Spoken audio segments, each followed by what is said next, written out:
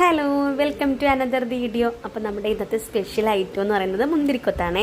അപ്പോൾ എനിക്കുണ്ടാക്കാൻ അറിയില്ല, എൻ്റെ മൂത്തേമ്മയാണ് ഉണ്ടാക്കി തരുന്നത്. അപ്പോൾ നമ്മൾ ആദ്യം തേങ്ങ വറുത്തെടുക്കണം. തേങ്ങ ഒരു ബ്രൗൺ കളർ ആകുമ്പോഴത്തേക്ക് നമ്മൾ കഴുകി ഉണക്കി പൊടിച്ച് വെച്ചിരിക്കുന്ന ചെറുപയർ, ഒരുപാട് അങ്ങ് പൊടിഞ്ഞു പോകരുത്, അതും കൂടി ഇതിൻ്റെ കൂട്ടത്തിലിട്ട് ഇളക്കിയെടുക്കുക.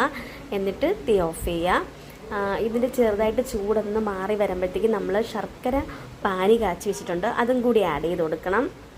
അപ്പോൾ ഈ തേങ്ങയും പയറുപൊടിയും കൂടി നല്ലോണം മിക്സ് ചെയ്തതിൽ നമ്മൾ ഏലക്ക വറുത്ത് പൊടിച്ചതും കൂടി ചേർത്തിട്ടുണ്ട്. അതിന് നല്ലൊരു മണം വരുന്നു, അപ്പോൾ നല്ല ടേസ്റ്റാണ്. അതിൻ്റെ കൂട്ടത്തിൽ നമ്മൾ ശർക്കര പാനിയും കൂടി ഒഴിച്ചിട്ട് ഇളക്കിയെടുക്കുക. നന്നായിട്ട് ഇളക്കിയെടുക്കണം.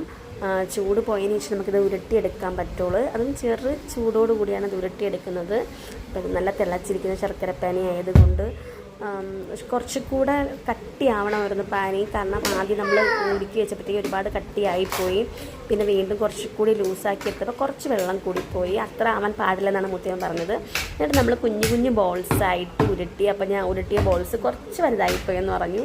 അപ്പോൾ ഇതിനേക്കാളും കുറച്ചുകൂടി ചെറിയ ബോൾസായിട്ട് ഉരുട്ടിയെടുത്തിട്ട് നമ്മൾ മൈദമാവാണ് എടുത്തിരിക്കുന്നത്. മൈദമാവിന് കളറിന് വേണ്ടി കുറച്ചും മഞ്ഞൾപ്പൊടി ചേർത്തിട്ടുണ്ട്. പിന്നെ ഒരു പിഞ്ച് ഉപ്പും കൂടി ആഡ് ചെയ്തിട്ടുണ്ട്. അത് നമ്മൾ എന്നിട്ട് ഇതിൽ നമ്മൾ ഉരുട്ടിയ ബോൾസിലിട്ടിട്ട് മാവിൽ മുക്കി എണ്ണയിലോട്ട് ഇട്ട് കൊടുക്കും. എന്നിട്ട് മൂത്ത് വരുമ്പോഴത്തേക്ക് മറിച്ചിട്ട് കൊടുക്കണം. അപ്പോൾ സൂപ്പർ ടേസ്റ്റാണ്. അപ്പോൾ നിങ്ങൾക്ക് നിങ്ങളുടെ വീഡിയോ ഇഷ്ടമായെങ്കിൽ ലൈക്ക് ചെയ്യാനും ഷെയർ ചെയ്യാനും സബ്സ്ക്രൈബ് ചെയ്യാനും മറക്കരുത്.